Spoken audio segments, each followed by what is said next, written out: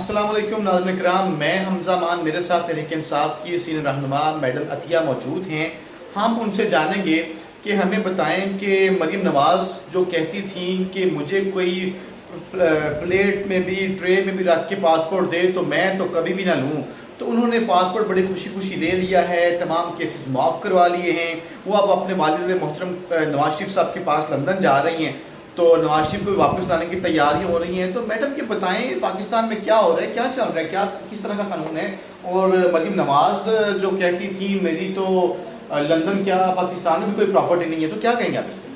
دیکھیے جی، مریم نواز جو ہے وہ جن کی ان کو گھٹتی ہے اور جن کی وہ فالوور ہیں اپنے والد صاحب کی، تو ان کی یہ مجھے یہ بتائیں کہ آج تک یہ اپنی کسی بھی کہی ہوئی بات پر قائم رہے کب ہے؟ اگر یہ کہتی ہیں کہ میں پاسپورٹ نہیں لوں گی، اگر یہ کہتی ہے میری کوئی جائیداد نہیں ہے، تو ہم تو اب آنکھیں بند کر کے ان کے جھوٹ پہ یقین کرتے ہیں۔ یہ جو کہہ رہی ہیں ویسا تو بالکل ہوتا ہی نہیں، کبھی ہے ہی نہیں سرے سے۔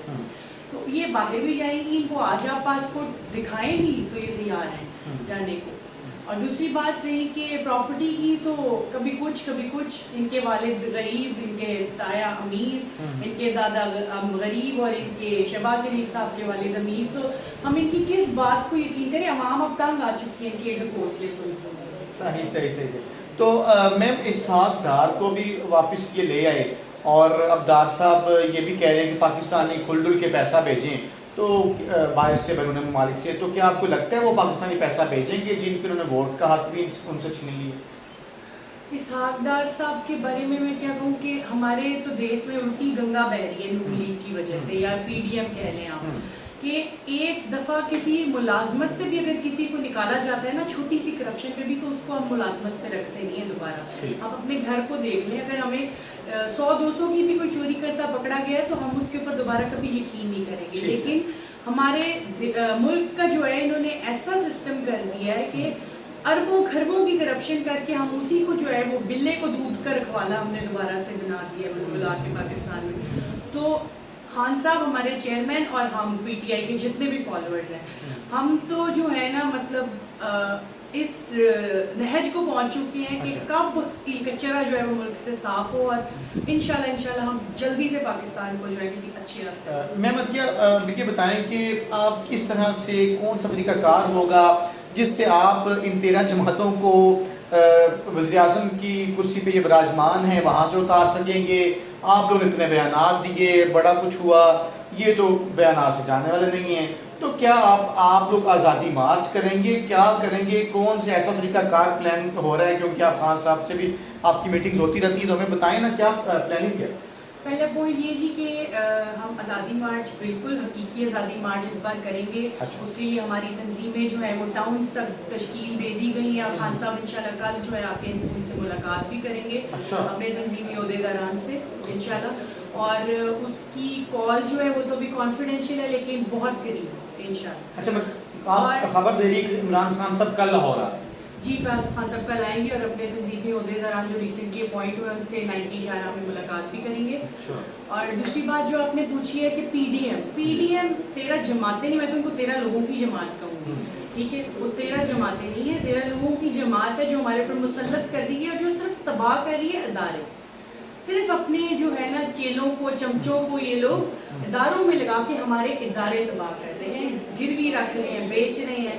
تو اس سے زیادہ ڈوب مرنے کا مقام ان لوگوں کے لیے کوئی نہیں۔ میم آپ پبلک میں جاتی ہیں، اپنے حلقے میں آپ جاتی ہیں، تو بتائیں عوام کیا کہتے ہیں؟ مہنگائی کا کیا عالم ہے؟ کون سی چیز سستی ہو گئی ہے؟ کیا ہوا ہے؟ کچھ بتائیں۔ کچھ سستا نہیں ہو رہا، میں کہتی ہوں پہلے تو صرف اس ملک کا غریب روتا تھا نا، اب تو جو گاڑی لے کے پھرتا ہے نا، وہ بھی جب پیٹرول پمپ پہ جاتا ہے تو وہ کانوں کو ہاتھ لگاتا ہے اور 10 دفعہ سوچتا ہے نکلنے سے پہلے کہ ہمیں نکلنا بھی چاہیے کہ نہیں، کیونکہ پیٹرول کو جتنی آگ انہوں نے لگا دی تھی۔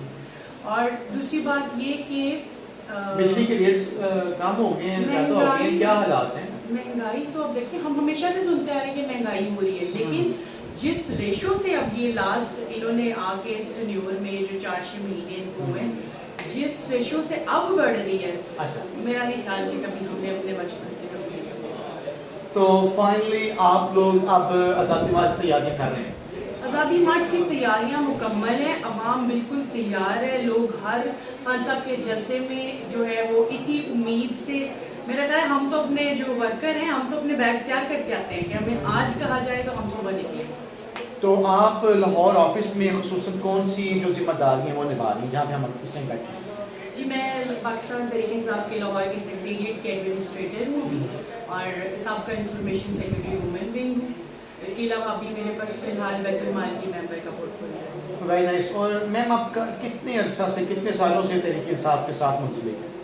میں اگر غلط نہیں ہے تو میں بھی خان صاحب کی وہی ووٹر ہوں جو کالج اور اسکول کے ٹائم سے جو ہے انتظار کر رہی تھی کہ ہم ووٹ ڈالیں گے تو کبھی پی ٹی آئی کو ڈالیں گے. تبدیلی رضاکار سے ہم نے شروع کیا, اس کے بعد وومن ونگ کا حصہ بنے اور آج مدر باڈی کا حصہ. Very nice. آپ نے کالج کا ذکر کیا, اگر آپ مناسب سمجھے تو کچھ تعلیم کا بتانا چاہیں, کوالیفکیشن کہاں سے کیا کیا پڑھا آپ؟ میں نے جی بی کام کیا, اس کے بعد گرافک ڈیزائننگ کیا ہے اور ایم بی اے میں نے کیا ہے اپنی یو سی میں سے. تھینک یو سو مچ. انشاءاللہ ناظرین کرام ہم میڈم عطیہ صاحبہ سے آپ کی ملاقات کرواتے رہیں گے. مجھے امید ہے آج کا پروگرام آپ کو پسند آئے گا. اپنا اور اپنے قرب و جوار و غربا کا خیال رکھیں. پاکستان زندہ باد.